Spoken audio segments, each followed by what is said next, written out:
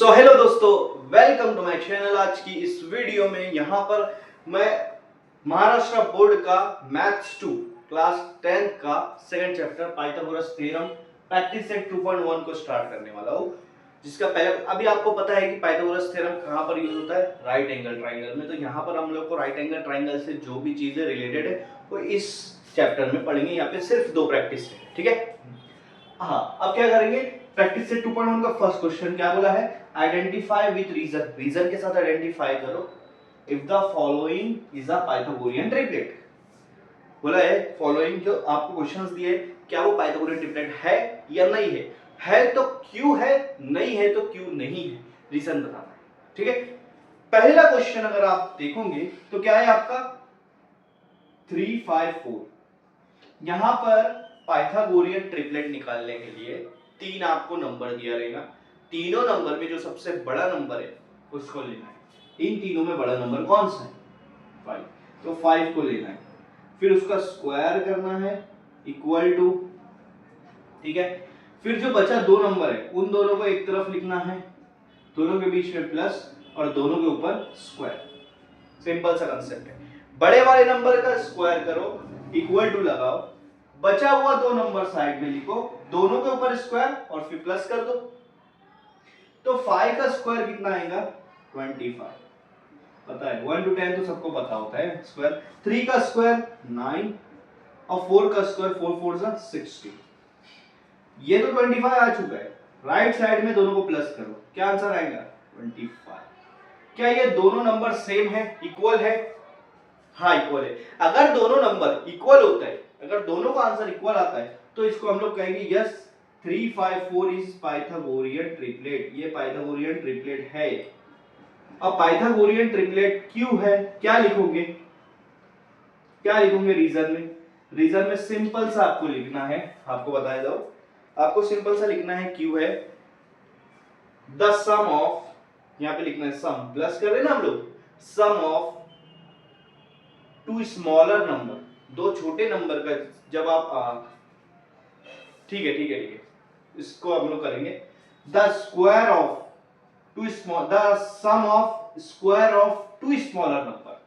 Some of square of, पहले sum लिखना है फिर स्क्वायर लिखना है फिर दोनों का नाम बोलना है। दोनों छोटे नंबर है ना, 2 smaller number is equal to square of largest number. 2 छोटे नंबर का स्क्वायर करके उनको जब प्लस करूंगा तो वो इक्वल आ रहा है बड़े वाले नंबर के स्क्वायर के साथ, तो इसीलिए उसको पाइथागोरियन ट्रिपलेट कहा जा रहा है, ठीक है। अब ये वाला देखते हैं। इसमें देखो बड़ा नंबर क्या है 12 है, तो उसका स्क्वायर कर लो, बाकी दोनों बचा हुआ छोटे नंबर को साइड में लिख लो 4 और 9, दोनों के ऊपर स्क्वायर लगाओ और दोनों को प्लस कर दो, ठीक है। 12 का स्क्वायर क्या आएगा 144, 4 का स्क्वायर क्या आएगा 16 और 9 का स्क्वायर आएगा 81। 144 तो लेफ्ट साइड आपका आंसर आ गया है, पर ये दोनों को प्लस करेंगे तो आंसर क्या आएगा, सेम आएगा या अलग अलग? तो 16 को जब मैं 81 से प्लस करूंगा, 6 + 1 7, 8 + 1 9। आप बताओ लेफ्ट साइड और राइट साइड क्या इक्वल आ रहा है, इक्वल आ रहा है? नहीं आ रहा है। तो जब इक्वल नहीं आ रहा तो यहाँ लिख देंगे नॉट इक्वल, ये दोनों नॉट इक्वल है। तो यहाँ ये हम लोग लिख सकते हैं 4, 9, 12 is not a Pythagorean triplet. ये पाइथागोरियन ट्रिपलेट नहीं है। क्यों नहीं है? सेम जो अभी मैंने बोला, दोनों छोटे नंबर का स्क्वायर को सम कर रहे हैं, ठीक है। दोनों छोटे नंबर को स्क्वायर करके सम करेंगे, प्लस करेंगे, तो वो बड़े वाले नंबर के स्क्वायर के बराबर नहीं आ रहा है, इसलिए इसको पाइथागोरियन ट्रिपलेट नहीं कह सकते। सिंपल सा कंसेप्ट है, समझ में आया बात? इतना सा छोटा सा क्वेश्चन, ठीक है। सो इसी तरह से हमको थर्ड क्वेश्चन यहाँ पे सॉल्व करना है। इन तीनों में सबसे बड़ा नंबर कौन सा है, 13 है, तो 13 का स्क्वायर करो, बड़े वाले नंबर का स्क्वायर करो, दोनों छोटे वाले नंबर को साइड में लिख दो, लिख दिया, दोनों के ऊपर स्क्वायर करके प्लस कर दो, दोनों के ऊपर स्क्वायर करके प्लस कर दो। अब चेक करना है इसका आंसर और इसका आंसर सेम आ रहा है या नहीं आ रहा है। 13 का स्क्वायर, अगर किसी को स्क्वायर निकालते नहीं आता है तो सिंपल सी ट्रिक बताता हूं। 13 का स्क्वायर निकालना है, सिंपल से ट्रिक है स्क्वायर निकालने की। ये जो नंबर है 1 का स्क्वायर करो, 1 का स्क्वायर क्या आएगा 1 आएगा, लेकिन आपको 2 डिजिट में लिखना है 0 1। ये जो नंबर है 3 का स्क्वायर करो, क्या आएगा 9, इसको भी 2 डिजिट में लिखो, लिख दिया। यहाँ प्लस लगाओ, यहाँ 0 लगाओ। अब तीनों को मल्टीप्लाई करो, 1 3 जा 3 और 3 2 जा 6, दोनों को प्लस कर दो, 9 6 1। किसी भी नंबर का स्क्वायर इस तरह से निकलेगा। क्या आंसर आ रहा है? 169। तो 13 का स्क्वायर इस हिसाब से क्या आया है? 169। 5 का स्क्वायर आपको पता है 25। 12 का स्क्वायर सेम निकालो, 1 का स्क्वायर 01, 2 का स्क्वायर 04। जब सिंगल नंबर आ रहा तो 2 डिजिट में लिखो, प्लस यहाँ 0 यहाँ, 1 2 जा 2, 2 2 जा 4, तो ये 4 ये 4 ये 1, दोनों को प्लस करें तो क्या आंसर आ रहा है? 144। अब अगर आप इन दोनों को प्लस कर दोगे, 5 + 4 9, 2 + 4 6 और ये 1, क्या आ रहा है आपका? 169 = 169। दोनों इक्वल आया कि नहीं आया? इक्वल आया। इसका मतलब आपका ये पाइथागोरियन ट्रिपलेट है यार, पाइथागोरियन ट्रिपलेट है। क्या रीजन लिखेंगे? Yes, this is a Pythagorean triplet. क्यों पाइथागोरियन ट्रिपलेट है? क्योंकि the sum of the square of the sum of square of two smaller number, ठीक है, ठीक है। या तो पहले आप क्या करो, इसको स्क्वायर करना है। पहले हम स्क्वायर कर रहे थे, जैसे the square of two smaller number, the sum of square of two smaller number is equal to the square of greater number या largest number. This is called Pythagorean triplet. Hence it is Pythagorean triplet. दो छोटे number का square करके plus कर और उसका जो भी आंसर आ रहा है वो इक्वल है बड़े नंबर के स्क्वायर से, तो इसको कहेंगे पाइथागोरियन ट्रिपलेट। ठीक है। इन तीनों में सबसे बड़ा नंबर कौन सा? 74। 74 का स्क्वायर करो इज इक्वल टू करो, बाकी दोनों छोटे नंबर को प्लस करो और दोनों के ऊपर अलग अलग स्क्वायर लगाना है।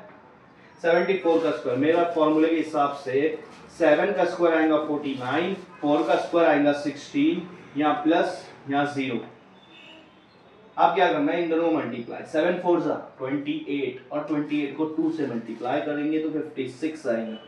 6 6 + 1 7, 9 + 5 14 और ये क्या आंसर आया? 5476। 74 का आंसर आएगा 5476, 5476। फिर 24 का स्क्वायर करेंगे, सेम ऐसे ही करो, आपको मिलेगा 576 और 70 का स्क्वायर, 7 का स्क्वायर कितना होता है? 49 और आगे 2 0 लगा दो, 0 के ऊपर 2 है ना तो 2 0 लगा दो, ये आ गया आपका।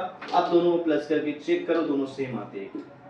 तो दोनों अगर मैं प्लस करूंगा 6 + 0 6, 7 + 0 7, 9 + 5 14, 4 या 1 या 4 + 1 5, क्या दोनों सेम आए? यस। तो हम यहाँ पे लिख सकते हैं कि 24 70 और 74 इज अ पाइथागोरियन ट्रिपलेट। क्यों पाइथागोरियन ट्रिपलेट है? Because the sum of square of smaller number is equal to square of largest number। तो ये हम इसीलिए इसको पाइथागोरियन ट्रिपलेट कहते हैं। ठीक है। फिफ्थ क्वेश्चन देखेंगे हम यहाँ पे। सो ये हमारा फिफ्थ क्वेश्चन है। फिफ्थ क्वेश्चन क्या है? 10 24 27। यहाँ पे सबसे बड़ा नंबर क्या है? 27। 27 का स्क्वायर करो और दोनों छोटे नंबर को स्क्वायर करके प्लस कर दो, तो 27 का स्क्वायर क्या आएगा? सेम कंसेप्ट यूज करो, 2 का स्क्वायर 04, 7 का स्क्वायर 49, यहाँ प्लस यहाँ 0, 7 2 जा 14, 14 का डबल 28। जब इनको प्लस करेंगे तो यहाँ पर आपका आएगा 729, तो 27 का स्क्वायर आएगा 729। 10 का स्क्वायर आता है 100, तो 24 का स्क्वायर अभी हमने देखे 576। क्या ये दोनों सेम आएगा? इन दोनों को प्लस करो, 576 में 100 मिलाऊंगा 676 आएगा। तो दोनों क्या है? इक्वल नहीं है।